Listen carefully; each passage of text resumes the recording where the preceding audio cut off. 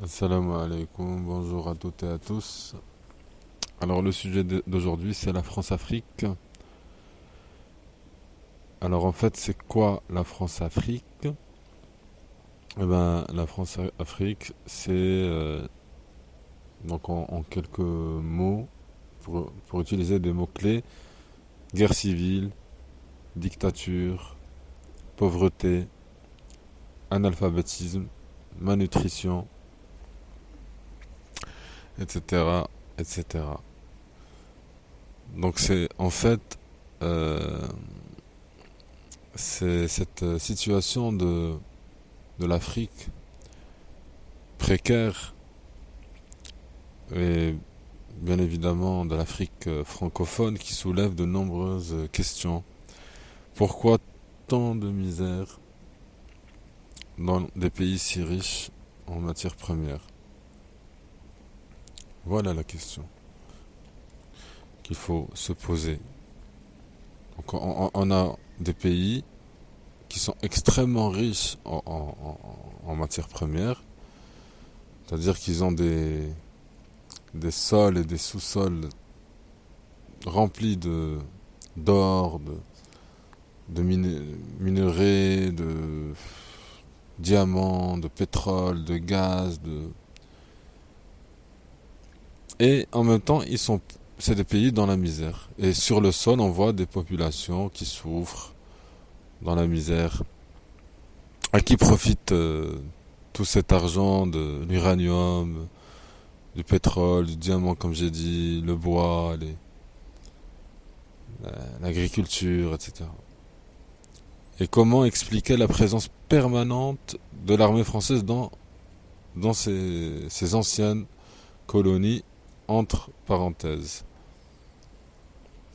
Alors, et pour quelles raisons le gouvernement français reçoit-il régulièrement, avec tous les honneurs, des dirigeants africains parvenus au pouvoir par des coups d'État ou des élections truquées ou des monarchies, etc. Donc là, la réponse est simple, en fait, c'est que la, la colonisation perdure sous une autre forme.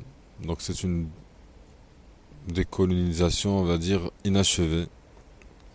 Et la France-Afrique, donc la France, désigne le système politique et institutionnel, ainsi que l'ensemble des réseaux qui permettent de garder la mainmise sur ces anciennes colonies afin de garantir son accès en matières premières et aussi de conserver sa puissance sur la politique. Et donc les gouvernements qui se succèdent de la France ont mis en place au moment des indépendances africaines euh, des dictatures qui n'ont fait que perdurer euh, ce trafic et ces pratiques colonialistes, et bien sûr avec la complicité de ces chefs d'État africains, dictateurs, dits amis de la France, qui sont complices dans le pillage des matières premières, dans la corruption, dans le détournement de fonds et l'usage de faux, et aussi dans le massacre des populations locales, et trafic de tout genre, intervention militaire, détournement des aides au développement et des aides humanitaires, etc. Donc tout des criminels, les uns que des autres, de différents pays. Et puis les bons, ben on les élimine. Ceux qui ont essayé d'être vraiment indépendants, autonomes, etc. Donc il y a des exemples, hein, il suffit de faire des recherches là-dessus. Et aujourd'hui donc, tout en prétendant avoir mis fin à ces pratiques, la, la France poursuit son ingérence dans ses anciennes colonies. Le pillage et les guerres sont banalisés sous prétexte de crise économique et de lutte contre le terrorisme. Et dans les médias comme dans les discours politiques, racisme et préjugés participent de ce système. Donc la France-Afrique s'oppose à la démocratie et aux droits de l'homme en Afrique, en réalité, car elle repose sur le maintien de régimes dictatoriaux, répressifs et prédateurs qui empêchent toute émergence démocratique. C'est ça la réalité.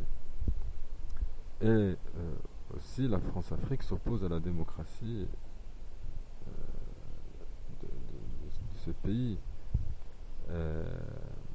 car elle résulte de décisions prises sans la moindre transparence par les plus hautes sphères de l'État, sans concertation ni contrôle parlementaire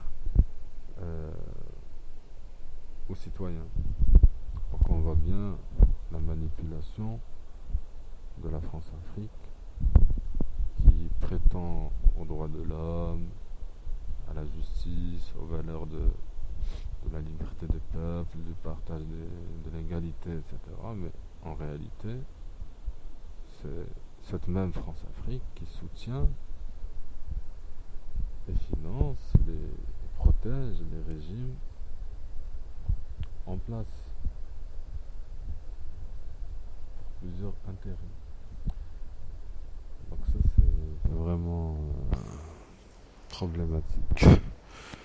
Et donc la France-Afrique c'est comme un iceberg en fait. Vous avez la face du dessus, la partie émergée de l'iceberg, c'est la France meilleure amie de l'Afrique, patrie des droits de l'homme, etc., etc. Et puis ensuite vous avez 90% de la relation qui est immergée, donc la partie cachée de l'iceberg, donc ce qui se passe dans les coulisses, l'ensemble des mécanismes de maintien de la domination française en Afrique avec des alliés africains. Et puis